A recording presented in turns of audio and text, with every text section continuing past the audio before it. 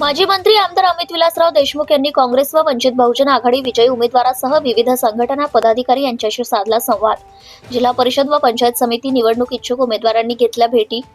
राज्याचे माजी वैद्यकीय शिक्षण व सांस्कृतिक कार्यमंत्री तथा लातूर जिल्ह्याचे माजी पालकमंत्री, महाराष्ट्र विधिमंडळ काँग्रेस पक्षाचे मुख्य प्रतोद आमदार अमित विलासराव देशमुख यांनी रविवार रोजी बाबुळगाव निवासस्थानी लातूर शहरासह जिल्हाभरातून आलेले काँग्रेस व वंचित बहुजन आघाडीचे पदाधिकारी व कार्यकर्ते यांच्या भेटी घेत संवाद साधलाय। तसेच आगामी जिल्हा परिषद व पंचायत समिती निवडणूक पार्श्वभूमीवर जिल्ह्यातील साकूर व जळकोटसह ग्रामीण भागातील पदाधिकारी कार्यकर्त्यांचा काँग्रेस पक्षात पक्षप्रवेश देखील यावेळी पार पडला।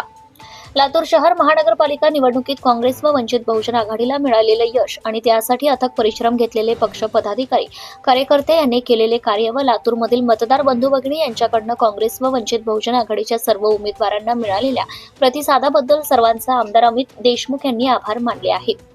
तसेच नवनियुक्त मनपा सदस्यांना त्यांचे प्रभाग आणि लातूर शहराच्या सर्वांगीण विकासाच्या दृष्टीने येणाऱ्या काळात कराव्या लागणाऱ्या कामाकरिता शुभेच्छाही त्यांनी यावेळी दिल्या।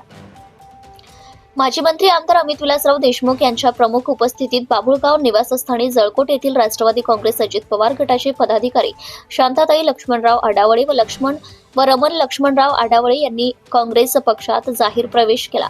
त्यांचे काँग्रेस पक्षात स्वागत करून आमदार अमित विलासराव देशमुख यांनी त्यांना पुढील कार्यासाठी शुभेच्छा दिल्या।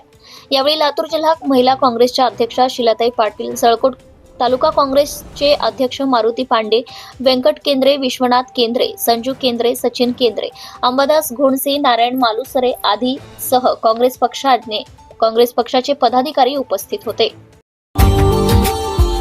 Subscribe now and press the bell icon. Never miss an update.